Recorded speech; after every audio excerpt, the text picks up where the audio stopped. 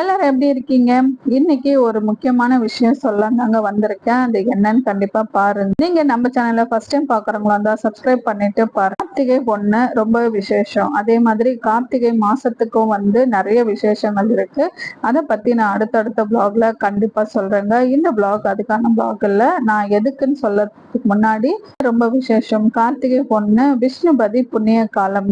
அதாவது வருஷத்துல 4 நாட்கள் வரும். அது எந்த நாள்னா கார்த்திகை 1, ஆவணி 1, மாசி 1, வைகாசி 1. இந்த நாட்களையும் வர்ற முதல் நாட்கள் அந்த 1ஆம் தேதி நம்ம பெருமாள் கோயிலுக்கு போயிட்டு மரத்தை சுத்தி வரணுங்க. கொடிமரத்துல இருந்து சுத்தி நம்ம கோயில்ல 27 முறை சுத்தி வரணும். அந்த மாதிரி சுத்தி வரும்போது நம்ம இந்த நேரத்துல செய்யணும்னா கார்த்திகை 1க்கு முந்தின நாள் இரவு 1:30 மணில இருந்து மறுநாள் கார்த்திகை 1ஆம் தேதி 10:30 மணிக்குள்ளேயே இதை செய்யணும்.